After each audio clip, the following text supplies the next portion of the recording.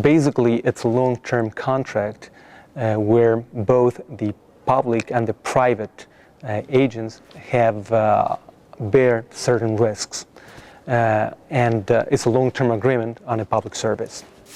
It seems to be that PPPs are gaining in popularity now with the crisis, and this is something common when there are budget constraints that the public sector looks for alternatives of financing their tasks as are public services. One of the options is to form or to create PPPs which are off balance, which are not in the debt of the country.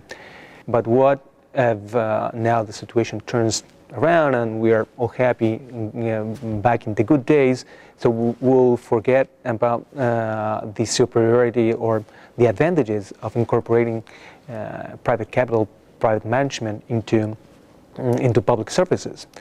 The basic key elements of efficiency boil down to risk sharing, who is bearing the risks, and also trying to incorporate the advantages of the public sector and the private sector. If we are able to combine this public advantage, the financial public advantage of the public sector, and the managerial advantage of the private sector into one vehicle, into one contract of providing public services, that would be beneficial for the consumers, after all. Most of the players are international companies investing in those emerging economies. In those countries, we see a lot of political risk. And because of that political risk, multilateral agencies play an active role in guaranteeing the institutional stability of the project throughout its life. We may have a problem with opportunism, that opportunism, both private or public, plays a crucial role in avoiding PPPs. Private investor may fear that the public agent may expropriate, both through a total expropriation of the assets or a creeping expropriation. The public sector may fear that the private investor may be lowering quality or gaining too much monopolistic power in the industry.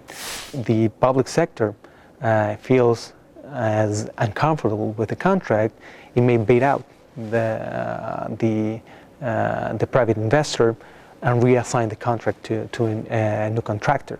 If the private investor fears that the public sector is too severe with the regulation and the private investor is not getting the return she was promised, she can exit the investment. This mechanism ex ante lowers the risks, the political risks in those PPPs, and at the same time allows